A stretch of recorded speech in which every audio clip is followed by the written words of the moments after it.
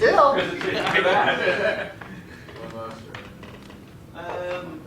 right, so advanced WAL files. Can we heckle you? All right, I better do the. You mean, are you capable? Yeah. Well, no, You are. certainly Man. capable. Man. May I? Sorry, he's an academic, so. Yeah, exactly.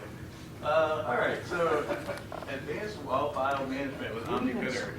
I tried to get shortened titles and whatnot, but okay. So most of the stuff you guys probably know. I am Robert Treat. I work at OmniPITR. We do internet scalability consulting, kind of like making stuff web scale, but I don't want to use that term because we're pretty good at what we do. We are hiring all kinds of stuff, sysadmins, developers. If you're partial to React, come and talk to me. I will talk to you. Postgres-wise, I've been doing Postgres apparently for more years than any of us could remember when we were having the conversation earlier. So a long, long time. And I work on various random things in the Postgres community as they come up. You can find me at xlog.net. I am at RobTreat2 on the @network, and I guess I am plus Robert Treat on the plus. Is that Google Plus? Yeah. Is that what the plus is? That's what I don't actually know how to signify that I'm on there, but if you follow me, then I'm on there. I think yeah. Robert Treat. I don't know. If you search for Robert Treat, you'll probably find me. If you find somebody else, let me know because I'll probably follow them. But anyway, so okay, so you all know all of that. You've seen that before. So let's talk about PITR. How many people here? Everybody knows what PITR is, probably. All right, I'll briefly go through this piece. So you know Postgres emit WAL files, and then my mouse dies. So because you're running a Mac. Must be. Your trap. It is. Did it lock up? No, it's still going. Oh, it's thinking. It's thinking. All right, so Postgres emits WAL files. Right? We know that. We send the WAL file from one server to the other server. The other server can replay the WAL, right? And then you have magical replication-ish stuff. If you are managing that, the way that we've done that, and probably most people have, right, there's some combination of data and WAL, and you put it all together and you do different things with it. And that's all well and good. Come on now. So, we've been doing this since, I would say, about 8.1, if you can recall that far back. I know it's hard to believe. That's when we first had the idea of WAL files. You mean shippable? Shippable WAL files, yeah. I mean, we had WAL forever, but that's really when it was. You could take this file from one side, ship it to another computer, and have a copy of your database. It didn't really work in a way that was convenient. Some might use the word usable. I will say that it was handy if you really needed it, but that's probably the only time you'd want to use it back then. In 8.2, we got warm standby. This is where it really got useful. This is where people started to do a little more experimentation, and it really got a good jump. Nothing happened for several years after that until 9.0 came out. Then we got hot standbys. It was sort of the big breakthrough, so you could read from the slave that was replaying those WAL files. It was really handy. Also at that same time, there was development on streaming replication, which is basically emitting a stream of the WAL information over a network socket onto the other machine. You can do hot standby without streaming replication, and you can do streaming replication without hot standby, and you can still use the WAL file method to ship stuff around and other nifty tricks. So 9.1 adds synchronous replication. That doesn't really change much in the way of doing WAL management. It is more aimed at sort of application. If you're using streaming replication, synchronized replication works with that. So it's sort of a separate thing, but that's sort of the newest development along these lines. We're talking about WAL transfer. So going back to, I think, 8.2 days, let's say, or even if you're doing anything, 8.3, 8.4, and all the above, you basically had the idea that you needed an archive command in order to make this work, right? Which was just a command that Postgres is going to call, which is responsible for getting log files from one machine to the other. So the simplest way to do this, that I kind of like, is just using a simple rsync one, right? And this is what I affectionately call ghetto style. right? Like I'm just going to slap this command in there and hope it all works out and not really pay attention to what's going on. So this is, it's sort of cheesy because it doesn't account for a lot of places where things can fail. There's not very good monitoring of what's going on, all these other sort of factors. But it's actually better than you'd think, right? You get the WAL file off of the primary server onto the slave about as fast as you probably could. And so from a durability, safety standpoint, it's pretty good. From a simplicity standpoint, again, it's easy to set up. It's a single line command. Everybody likes that. The problem is it's also very limited, right? When you start to have, you know, as you get more things, you're either cramming them into rsync or you're writing scripts to do magic stuff. And that is sort of the path that we went down, right? Was these scripts that would do magic stuff, right? So here, I'm calling an archive command, and what I'm doing is I'm like copying this into another directory, right? Because I wanted to do some fancy stuff on these files. That gets kind of hacky, as you'll see. I'll show you some code.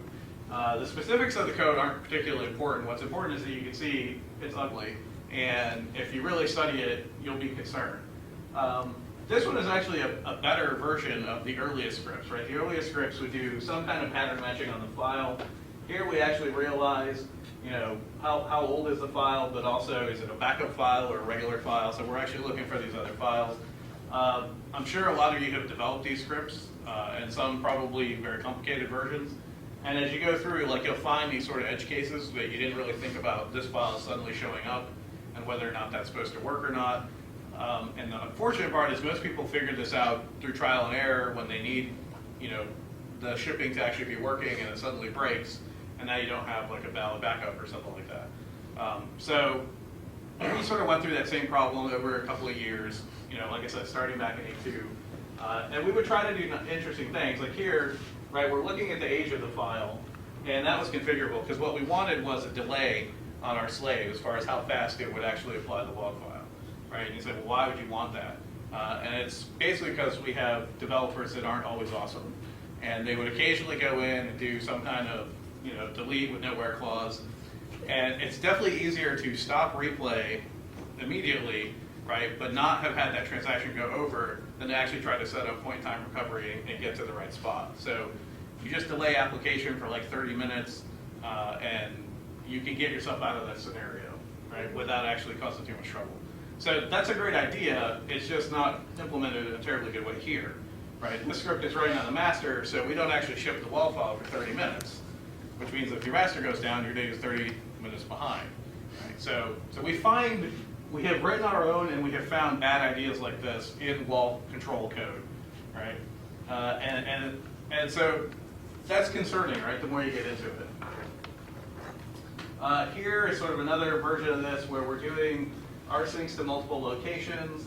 Again, it's mostly ugly code. Don't focus on what it's doing, but you can see there are other things that we started to want to be able to do as far as what you're going to do handling these xlog files, so, or the WAL files. So again, kind of, right? And it's fine if you do this sort of one-off. What we found was we would do something, get another server that was pretty similar, copy that original script onto the other one, modify it ever so slightly, right? And we might even have these checked in two different places. But unfortunately, now we would find a bug like, you know, suddenly we need to take care of the .backup file. And then you're going around to all these different servers, modifying those little bits of code, you know, because all the scripts are slightly different. And that sort of becomes a management nightmare, right, fairly quickly. So eventually we decided we need to improve this situation. We have a lot of servers, we have a lot of clients that are running Postgres, different versions, different OSs, all that kind of stuff. There are certain problems that we need to solve that a lot of people have. One of the first ones was the idea of multiple destinations, right? We use the normal, or the most common occurrence of multiple destinations is you have one failover machine that you need to keep up to date relatively quickly. You have another machine where you want to store these for long-term storage for purposes of either point-in-time recovery or for doing, you know, backups or sort of any of those other kind of things, but you need a history of those. We also like that idea of WAL file delay, but we needed a way to do it smarter than that, right? We needed really essentially somehow the delay needs to be on the slave, not on the master, so that we can ship it there but then we can hold off applying it. Another common one was if you're going to do archive storage, use compressed formats to ship the WAL around. gzip sort of the obvious example of that. If you're also sending to multiple destinations, gzip can be handy for that as well, right? Cut down your bandwidth, cut down on your disk space as you're doing things. We also wanted better backups. Making a backup from a running Postgres using WAL files and copying data is a little bit confusing because you have to know exactly which files that you need to copy. A lot of people will get around that by just saving all their xlog files, but then when you go to restore, you still actually need to know which xlog file do I start grabbing and feed into the thing. And we really wanted that scripted and automated and sort of simple to ship around. So we took all of these ideas and we started writing scripts. And I'm going to throw here sort of one of our existing architectures that we built. It encapsulates a lot of these ideas in it, right? And I'll walk you through it because it looks a little odd. So my icon, these are databases. This is slow storage. I don't know what slow storage icon is supposed to be. Spinning disk seemed like the right choice. Yes. What are the hearing aid batteries?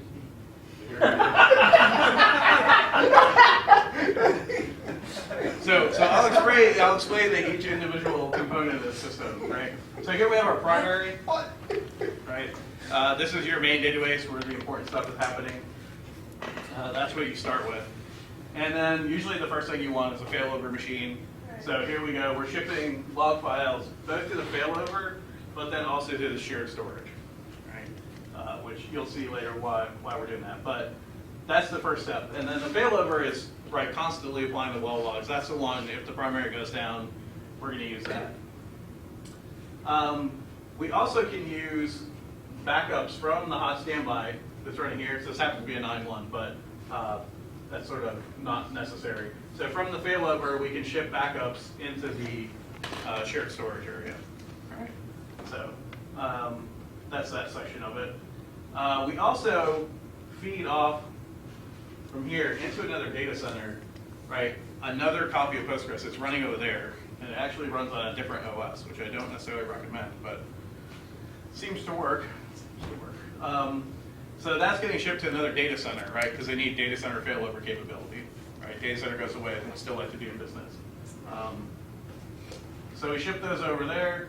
We also are taking these and feeding these into a server that we're doing reporting on. We rebuild that server every 12 hours, and then they can run all kinds of reports on there.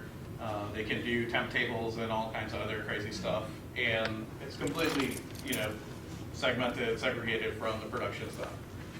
They have another similar setup where they do to make sanitized copies of the database, where they take out like personalized information and that kind of thing, and they feed that to sort of their clients and their partners so that they can run analytics on things, right? So we rebuild that one daily.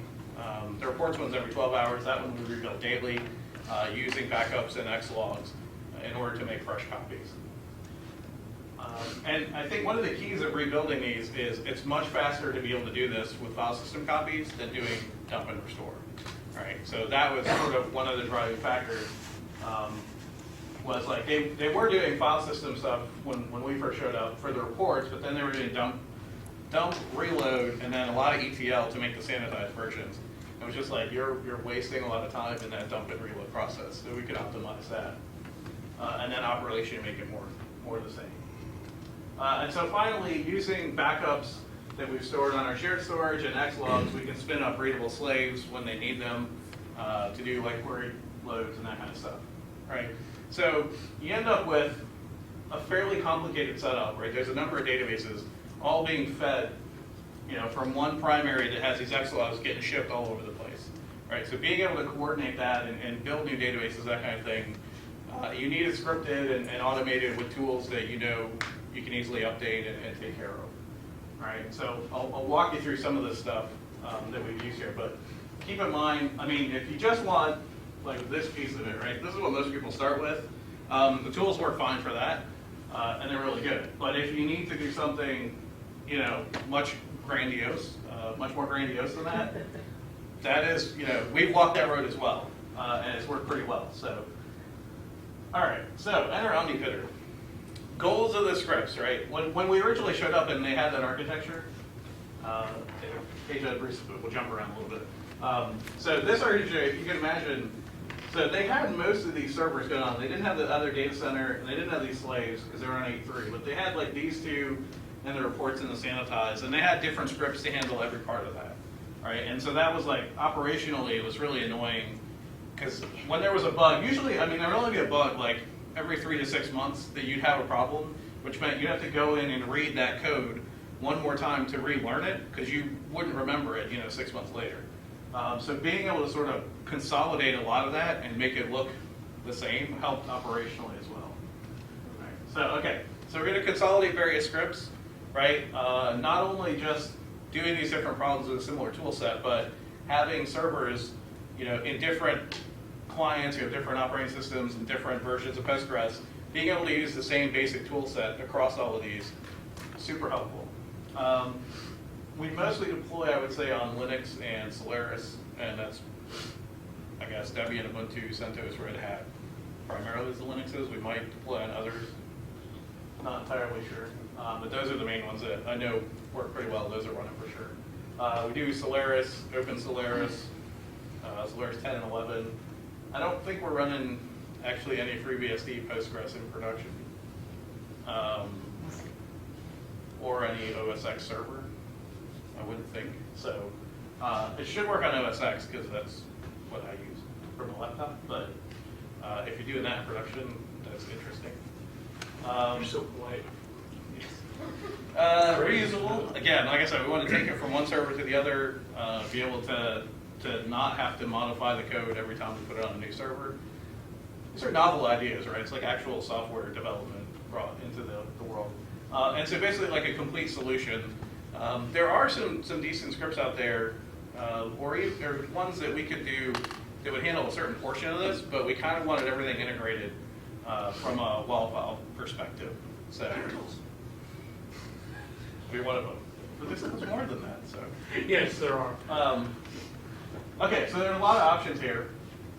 So we're starting with the first one, which is OmniPITR archive, right? Which is basically the archive command script out of this. And there's I guess there's 4 scripts really that you deal with. So there's lots of options with archive command because it can do a lot of things. So you can do like compression, custom log files, special paths, multiple destinations, all that kind of stuff, right? And I'll admit that these archive commands, I'm about to show you one, just want you to brace because it can be a little off-putting at first. But we like verbosity, so you know what you're doing. But so here's like a sample archive command taken fresh from the server, and it looks pretty awesome. Well, so there's a lot of options here, and they're not all mandatory, right? There's defaults, but it seems like wouldn't you just have OmniPITR archive and have it call like a config file, so you don't have to have an archive? So right. So there are ways sort of around. If you don't like these, long commands like or put in a shell script or whatever. The reason why we usually leave them like this is because we want to be able to look at the archive command from the SQL level and actually see what we're doing. All right. So we don't actually have to necessarily be logged in the machine. So let me walk you through these. They're all actually pretty obvious. Like it's easy once you know how. Right. So the first thing is right. This is just the path to OmniPITR archive. Right. That's pretty obvious and standard. So you do custom log file names and locations. If you do like this year, month, date, then OmniPITR will take care of its own logging and clean up after itself as far as rotating your log files. And then that doesn't have to say OmniPITR. Like on some servers, we'll do like OmniPITR-archive or OmniPITR-restore, or maybe both if we have both sides of the equation running on that server. So you can make those whatever you want. This is a state directory, right, just to handle errors that might crop up when you're doing multiple destinations. Right? So you actually need to keep track of the idea that I've sent this WAL file to one server, I tried to send it to another one and that one failed. When I try again, I don't really need to send it to the first server, I just need to get it to the second one. So that's sort of that. Where you want to create temp files, and again, these have defaults, but we change them just because that's how we roll. The default, I believe, is temp, so but we throw these in bar temp. So here's an example of we're sending. This is our destination remote right? And we're going to gzip the file and send it to that directory, right? And so you can have multiple ones of these here, right? Remote server, server's name is dbx, and we're sending compressed gzip. We also send it over to db4, right? And this one is uncompressed. And the reason we do that, the first one is long-term storage, so we just have it compressed. The second one is the failover machine, and we just generally found it's not necessarily worth it to compress it, ship it to a machine, uncompress it, and process it right away. Quick question. Yep. Did you ever try CPI for, well, you can compress on the fly while it's been transmitted. Yeah. And then compress it. So so what we found, I guess, is basically just the overhead of compressing and sending wasn't significant enough to care. So we don't necessarily do that on. I mean, you can, and there are boxes where we actually do, but you don't necessarily need to. Like, we didn't find it saved anything. I mean, I guess it saves bandwidth, but bandwidth is free, right? I'm a DBA, I'm not like a network guy, right? So I'm just gonna say disk space is infinite, bandwidth is infinite, CPU is infinite until they yell at me. So. So they yelled at us on this one, right? So that one, they yelled at us, right? So we just do it that way. So and also, I mean, as what's handy is that you can do it both ways, right? And for compression, we support, I think, gzip, bzip, and like LZO or something, LZMO or something. Yeah, and essentially that's could be fairly pluggable if you have a favorite compression algorithm. There's been some chatter about doing xlog in there, but we haven't found it useful enough that we really needed to implement that, but we probably could. I don't see any issues with that. Here is a directory where we're going to store xlogs when we're building a backup. So when you build a backup using the PITR methodology, you call this pgstart backup program, then you have to copy all of your data files someplace, right? But you also need to have all of the xlogs that have been generated during that time to make an actual valid backup. So we just use another directory where we're going to store those xlogs, right? Rather than have the server have to hold on to them or remove them, we stick them in this other directory. And that's mostly configurable, again, because depending on the size of your database, right, you might be collecting, and the number of transactions, you might be collecting maybe hundreds of xlog files while you're doing the backup. So sometimes you need to be able to specify where you're going to do that.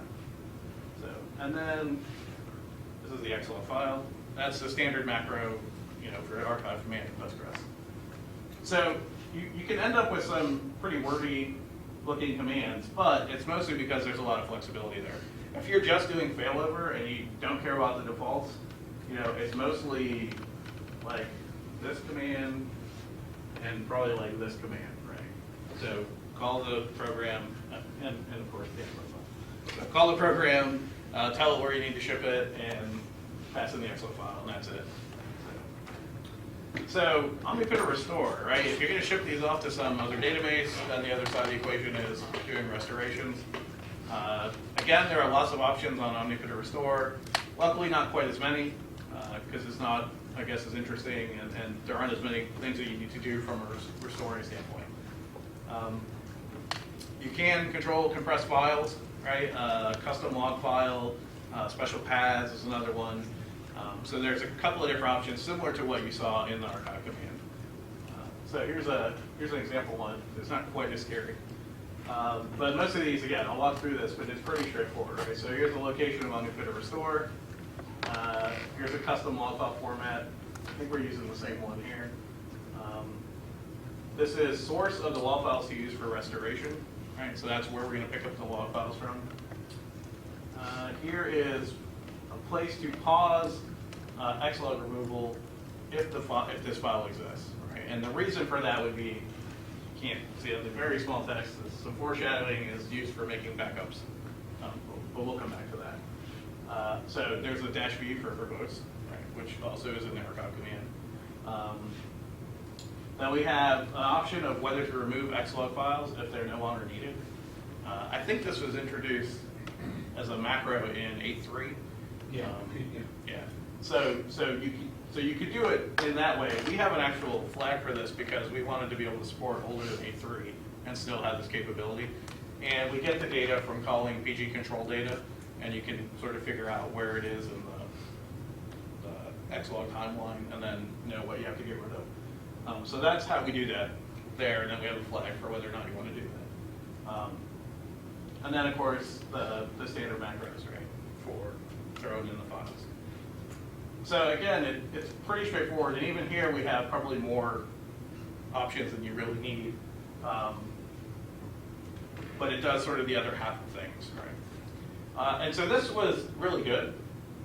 Once we had the archive and the restore pieces, we at least had scripts that we could use pretty much everywhere, right? And so we could go take care of all of those horrible archive command, hacky one-off scripts that we had written, and the restore stuff. We had a good tool set that could be used anywhere. And so that was good, but then we wanted to make it a little more interesting. So we decided we need to fix the backup situation. And we started doing this working on the master, right? So it's that process of start backup, copy the file, stop backup, collect the proper xlog files, and then go from there. So first goal was simple tarballs for backup, right? We need something fairly portable. In a lot of our servers, where we have the capability, we use like ZFS snapshots, and those work really, really awesome, but they don't work really awesome on Linux, and so we needed something we could just sort of port around if we had to. So that was a start. So we do one tarball for PG data and one for the xlogs, and the goal there is if you're going to use this backup for a standalone machine, you need the PG data and the corresponding xlogs. If you're going to initiate a new slave process, you don't really want the xlogs, right? So we keep those tarballs separately. We name them properly so that you can tell which ones match up, and then it's pretty easy to build up a new Postgres from that. And again, simplicity was really the goal here.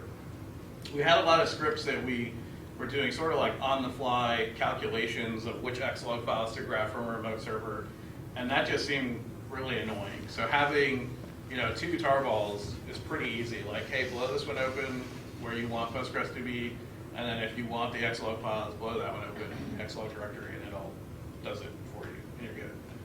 Right. So here's an example of doing the OmniPITR backup. Again, you'll notice, hey, this looks a lot like those other two tools that we used. So it's good. So here we're calling, and this could be, likely it's like a cron job running, or whatever you can call it normally, but. So here we're just calling the program, right, OmniPITR backup master. We have our custom log file. We have our directory where we're storing the xlogs during backup creation.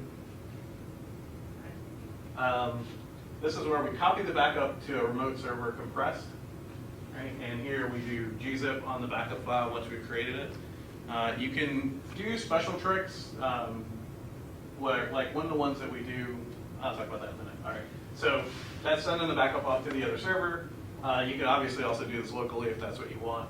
Our temp file, we want that. Here's the path to PSQL.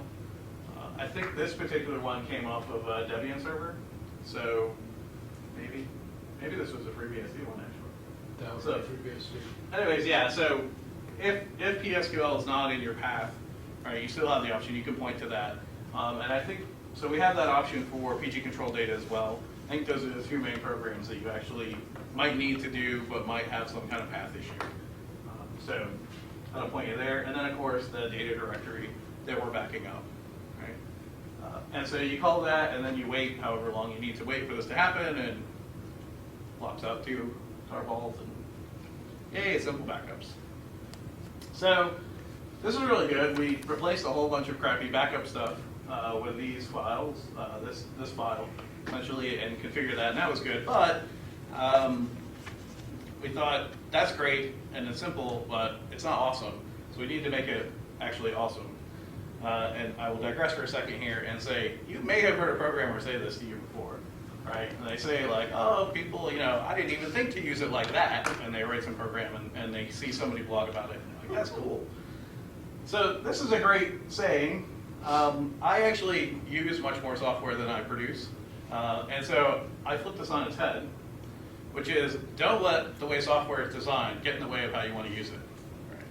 Right? With a little bit of elbow grease, brute force, WD-40, whatever, you can often, take somebody's idea and make it work for you, even if it's not, the standard supported way. And so that is what we did. So we decided to do OmniPITR slave backups, right? And really this desire was sort of a personal goal in my head that this has to be doable, right? We also do, aside from Postgres, we do a little bit of MySQL here and there. And on MySQL you could do slave, you could do a dump from a slave for a very long time. And in Postgres land, actually even still today, you really need 9.1 to be able to do dumps from a slave if you have a database of any size, right? Or any high transaction volume if you need it. So we really like the idea of doing, backups on the slave server, and we couldn't do that. Also with ZFS, right, we have the ability to do the backups there, because we can take a snapshot of the slave, and now you have a copy of your database, and it works as a good enough backup, right? And so we do that in a lot of places because we run a fair amount of Solaris-oriented systems with ZFS. But those dang Linux people, you don't have that capability, at least not yet, so couldn't do it, right? And I would say that we is the royal we, probably myself and maybe that guy over there, we prefer to use Solaris and ZFS for Postgres. But some of us, and I won't mention any Polish members of our team, prefer to use Linux.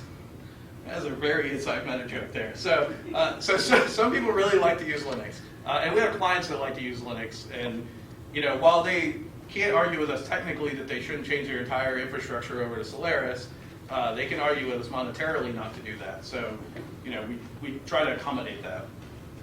But the thing is, you still don't want to pay the price of doing backups on your master, right? And if you think about, most people don't really worry about that overhead. They just figure you have to pay it, but if you're doing either a PG dump or file system backup, it's pretty intrusive, right? If you copy all your data files, you blow your file system cache, right? Anyone that has watched the discussion on shared buffer pool management on Postgres list knows, there's a lot of sort of thought that goes into how to make that work well. And none of that thought goes into the idea for the file system cache on, hey, if I read every file on my database, I'm blowing that cache with a lot of stuff that probably doesn't need to be, actually tossed out. So that's pretty intrusive. Doing the compression is pretty intrusive, right? Think about taking your 100 gigabyte database and gzipping that, and it'll suck down a CPU pretty easily. And there's other things, there's the I/O of copying the files, the I/Os of shipping it off. We had one server where it was on ext3, and when the backup got over 90 gigabytes, we suddenly saw all kinds of crazy problems. Right? To RM the file would now suddenly take hours and suck down the CPU and cause issues. So it's just there's some craziness going on here. And all of it you're doing on your master database, which is probably the most important database in your architecture, right? If you could have any box fail, that would probably be the last one you'd pick. So we hate backups on the master. See, I can rant about this for a while, but so we wanted to solve that problem in a fashion, and so we came up with scary-looking backup slave arguments, but it does actually work, and so that's the good part. All right, so here we're basically doing the same thing we did on the master database, right? But we're calling this on the slave machine instead, right? So in the slave is a standard like Postgres, just we're shipping the log files, using archive and restore, and it's doing its magical failover action. And so we're going to run this on the service. It doesn't disrupt replay, right? So replay is still going on like normal. You don't have to shut the database down or anything like that. It's just it's backups the way it ought to be done. So I'll walk you through this again. So we call OmniPITR slave, right? We have here custom log location format, and so here's the log just for the slave backup, so you can see what's going on. Again, most of these will look pretty similar, right? So source of the WAL files for making the backup, right? And this is you're shipping them over to the machine, so this is where it should grab its WAL files from. Again, we have a flag to pause removal. So if you're doing a restore and you got that -R flag in there, right? So you're going to be removing xlog files that you don't need for failover purposes. We need a way to tell the server, hey, don't actually delete those yet because I'm going to need them in a minute. So we have a flag for that. Of course, wherever your PG data is, your temp files. And here we're doing, this is the location of our gzip, right? So this flag is like, what is the path to gzip, right? Not the path to Jesus, that's different. It's the path to gzip. And so like we had the path with PSQL, you can do this for the different compression algorithms. And so how many people know what PGDay is? So nice meeting. So PGDay is basically parallelized gzip, right? So one of the things that we found is, right, your master server is, whatever, 8 core, 16 core, 32 core, whatever it might be. And then ideally you've complained and whined and gotten them to purchase the exact same hardware for the failover machine. Because if you were to ever fail over, you would need that level of hardware. But most backup processes, and if you run gzip on a backup, it's single-threaded, right? So it's one core that's using. So PGDay does parallel compression. If you get nothing else out of this talk, you should look into PGDay because it's really handy. Right, basically split that job over all cores, compress it, and then put it back together. Right, so it's much quicker to do the compression. So we also do, here we're doing local storage, right, and it's compressed, so we're using gzip. And so we leave this. We could send it off to another machine. Here it's not quite as critical because it's not the master system. So, if this goes down, we can always still make another backup because we still have the master, and we haven't lost that. And then just sort of to show you again, here we're doing a path to PG control data, right? So you have sort of flexibility if you have pathing issues. You don't actually have to fix your path. That's pretty arcane Linux knowledge, apparently, for the kids these days. So you can do it all with command line flags and make it work that way. It is actually helpful if you're doing debugging to figure out where something went wrong. You don't realize that the script was calling a different PG control data than you might be looking at. So that's one reason why we're sometimes a little more verbose here than we need to be, but just for ease of debugging. So that all works. The slave backups work, and that works pretty well. We're very happy with that. And that, I think, is sort of the odd use, but I think as an end goal, I would recommend to most people, if you're doing your backups on your master now, and you have a failover machine, think heavily about looking at this, because you can get a lot of performance wins just out of that. Right? And then you can do your backups. You can do them, hey, more than once a day. You don't have to do them at 2 o'clock in the morning. If you really want, you could do them any time of the day because it's on your failover. If you don't care about, right? So we use this in production 8.2, 8.3, 8.4, 9.0. We don't really use it on 9.1 in production. I'm not giving that talk this year about alpha production machines. So we have done some testing on 9.1. It should work okay. If you find bugs, let me know. We'll fix them. But in all the other versions, we definitely have production machines up and running. Probably every facet of this code is run on some version here. So that's master or slave. It's definitely all been tested if it's not actively running now. So again, Linux and Solaris are probably the two main deploy targets, and Linux meaning mostly Debian, Ubuntu, Red Hat, CentOS are the production stuff that we see. We do this on terabyte databases, right, with multiple table spaces. If people are using it on that. We also do it on very small stuff with high transaction rates, it's a large stuff, single table space, whatever. Like all those combinations seem to work okay, no problem. Thousands of transactions a second. People wonder, hey, if I'm generating a lot of xlog traffic or not, is that going to cause me problems? It's like, no, that's fine. I'm pretty sure the boxes that we're using it on do more traffic than I would say 99% of the people out there. So I wouldn't have any concerns there. And again, we have that cross data center for whatever that is worth. I think this doesn't change any fundamental issues between cross data center stuff, but you at least do have the capability, right? You can gzip stuff and send it to another data center or use your backups on both, and that tends to work. So no real issues there. People want to know where the code is at. So it's on GitHub if you want to grab the code, and you just git clone it. And I'll mention it is a BSD license in quotes. It's actually Postgres license, so same license as Postgres, but it's also on PGXN. Oh yeah, that slide updated about 45 minutes ago.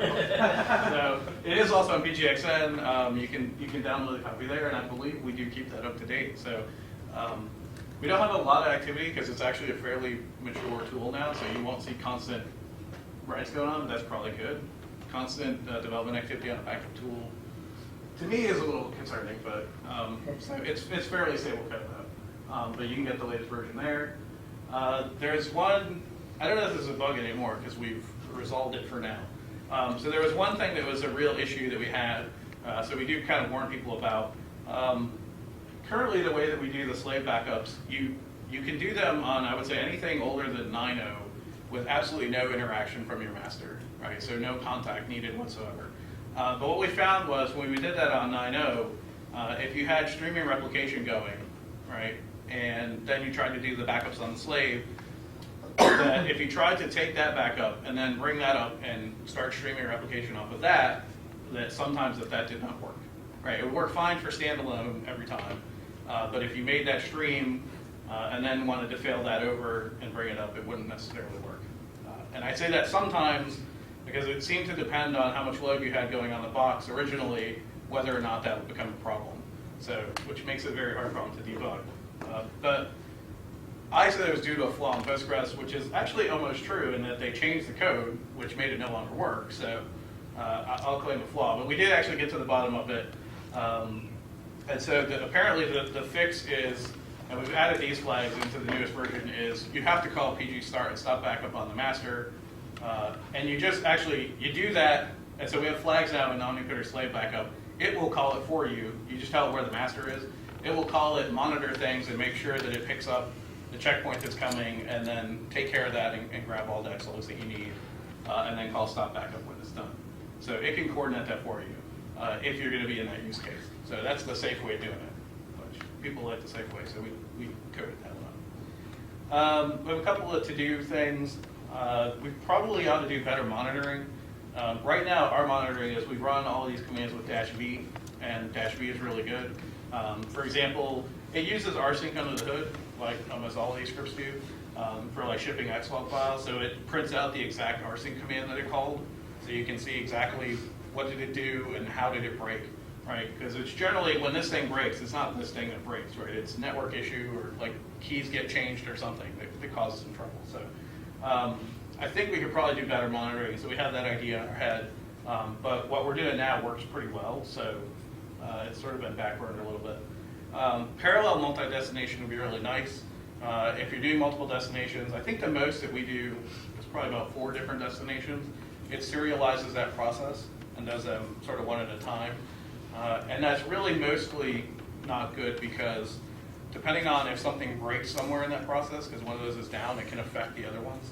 So we'd like to parallelize that process, but writing, this is all written in Perl, by the way, because I know most of you don't like Python, so we run in Perl. Yeah, it's great.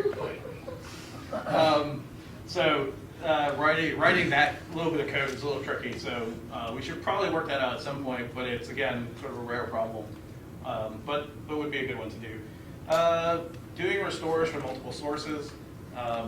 Currently, if you're doing OmniPITR restore, you basically have to tell it, here's where I'm getting my WAL files from. What I would really like is, I could point it at 2 directories, like one which would be compressed xlogs, and one would be uncompressed, so that I could start a backup from stuff that was saved on disk, like yesterday, and then all the while I have new xlogs coming into a new directory, and that would just magically flip over if it could. But we don't have that. You actually can do that manually if you just start it, get it up to the point where you're out of stuff in your long term, and then stop it and change the directory and restart it. But that seems cheesy, so I'd like to make that a little better. Config files, people have asked for config files. I think most people, if they don't really like the really long commands, they're putting it in a shell script, which will be like archive command.sh, and then it's just the log archive command, and then they put archive command.sh in the archive command in Postgres. So you can work around that if you want to, but people want config files. So we could do that, just haven't gotten around to it, because none of the people currently use it that way, I guess. That's mostly it. So thanks to a few folks. The main guy who wrote most of this code, I'm pretty sure he rewrote anything I submitted, was Depez, who's a coworker of mine. You may read like Depez's blog or something. So he's written most of that. So big thanks to him and putting up with me and complaining about certain things, making it cross-platform, and all that good stuff. And then thanks to people that have helped sponsor code development. It's always handy. So we use it for our stuff, but using it for their stuff is good too. Especially good, like we've had a few people hooked up and asked us questions that we've never heard of who they were. That's always nice, right? So we know it is actually possible to get this up and running without any help from us, because people have it going and then come and ask us a question, and they're like, oh, I've been using this for months, and then today something happened. And I'm like, oh, well, the good news is you've been using it for months. So the bad news is let's fix what you had. If you want slides for this, there probably is already a blog post, older reference somewhere in my blog, but I will post this up, let's say before the end of the week, along with the other OSCON stuff. I'll put a shout, or give me a shout out on Twitter, like, hey, can you give me your slides, and I'll send them your way. Other than that, I hope to see you at Surge. Not West. I didn't actually, I don't hope to see you at West, I hope to see you at Surge. I hope to see you at West in 2012. I hope to see you at Surge in 2011. And I did talk about. Can we like discuss next year, like the dates and see if we can work that out?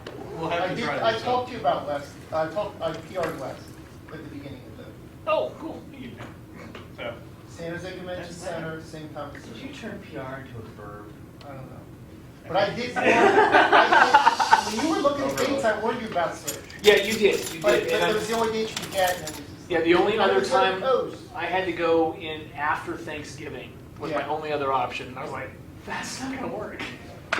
So, all right.